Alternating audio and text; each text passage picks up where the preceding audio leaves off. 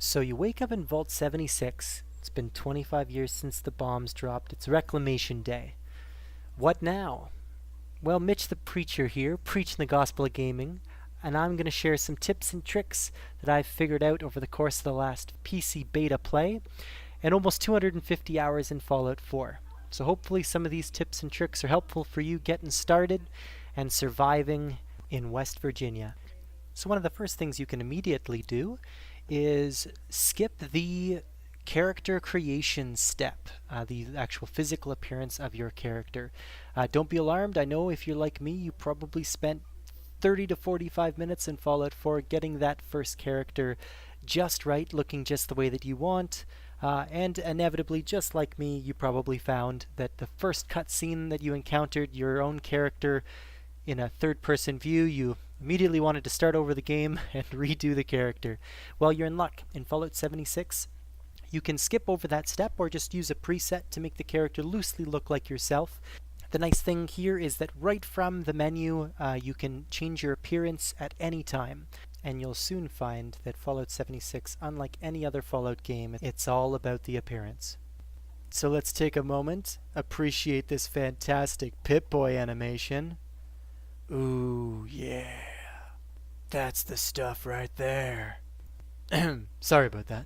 So I'm going to take the next few minutes of this video and just scream along here until we find ourselves at the start of these 6 development boards brought to you by Vault-Tec. In Fallout 76, you will experience the same survival elements as you found in Fallout 4 Survival Mode. You will need to regularly drink and eat to remain healthy. Things to eat and drink are abundant in Fallout 76, but nearly everything you find will be irradiated to some degree. As you play, keep your eyes peeled for purified water, and try to avoid eating raw meats that haven't been cooked or prepared. One additional challenge to Fallout 76 is that food condition has been introduced. What this means is that food will naturally spoil in your inventory if you're not consuming it or cooking it on a regular basis. Now that spoiled food can be made into fertilizer, but we'll get into that in a little bit. So you've cracked open that cold bottle of Nuka-Cola, and you hear your Geiger counter go off. And sure enough, in the bottom left corner of your screen, you see that red is starting to take over your health bar. Never fear, radiation is just a way of life in West Virginia in 2102. In Fallout 76, the favorites bar that you might have been familiar with from Fallout 4 has turned into this new radial menu. Weapons, food, drink, and chems can all be assigned to the radial menu. By default, stim packs are also quick use assigned to right on the D-pad. Keep in mind that all healing items in Fallout 76 are a heal over time, not an instant effect. Now that we've discussed food, water, and chems, we come to the most important part of Fallout, junk and junk management. Every time I start a new Fallout game, I find that I'm picking up absolutely everything in sight, but being smart about picking up junk of quality and not simply junk of quantity can really help with this. The first piece of junk you will learn to pick up is adhesive in any form. That's duct tapes and glues. Adhesive is the foundation of all crafting in this game, and very little is recovered when you break things down. Best way to become familiar with what components make up what junk is to use the right bumper to view junk in the component view. Inventory management is key in this game, and being smart about what junk you're picking up is going to help immensely. So as I said before, Fallout 76 is all about appearance. And the first thing you'll notice that's different from Fallout 4, very little headgear gives you a stat bonus. With the exception of the gas mask that gives you 2 head protection and 50% airborne toxin disease protection at the cost of 2 perception, most helmets are purely cosmetic. So throw on that party hat and take some selfies and let's go. That hat makes you look like an idiot. Anyways, anyone who's played Fallout 4 is very familiar with the base building aspect of Fallout games now. In Fallout 76, you have the camp, the construction and assembly mobile platform. One of Fallout 4's greatest criticisms was that the base building, while good, was limited to only a few places in the Boston Commonwealth. With Fallout 76, they've taken the opposite approach and really allowed you to drop your camp just about anywhere. I haven't done too much base building in Fallout 76, but the best feature of the camp is that you can fast travel to it for free. Depending on what you want to do with your camp, try to find a flat location that will allow you for free building without clipping into the terrain. And this brings us to our final section of the tips and tricks.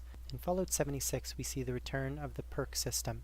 Similar to Fallout 4, each level you will have a point to spend in one of the 7 special categories: strength, perception, endurance, charisma, intelligence, agility, or luck. How many points you put in these stats determines how many perks from the perk card deck you can apply to that stat. One important note is that since you can't simply load your game if you make the wrong choice, please note well what stat you decide to put a point into, for it is permanent now. In Fallout 76, the maximum amount of points you can put into a single stat is 15.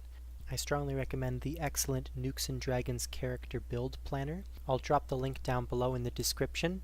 As you choose your perk cards or receive them randomly through perk card packs, you will notice that most have up to 3 ranks. As you receive duplicate cards, you can combine them to make them rank 2 or rank 3. Please note that after you've upgraded them, you can no longer downgrade them back to rank 1 or 2. Now you might be wondering, why would you want to do that? Well, take this Gladiator card for instance. If we only had 2 points in strength, but we had a rank 3 Gladiator card, we wouldn't actually be able to equip it because we don't have the necessary strength to do so. This will become even more apparent when you have multiple perk cards of multiple ranks. I'll go over this more thoroughly in a future tips and tricks video. From here we start to make our way out of the vault, and that brings me to the most important tip that I can give you, and that is to simply take your time and to enjoy this game. There's a lot of holotapes to listen to and a lot of terminals to read, and while there aren't any human NPCs, there are certainly super mutants and robots to speak to. There are real players, real survivors that are going to be exiting the vault around the same time that you are as well. As of this video, the game does default to open mic. When you leave the vault, strike up a conversation with a real player, party up and explore West Virginia together. While the game is perfectly playable solo, I think it really hits its stride when you're exploring with a couple of your friends, just having a good time. Bethesda has created a new social experience with Fallout 76.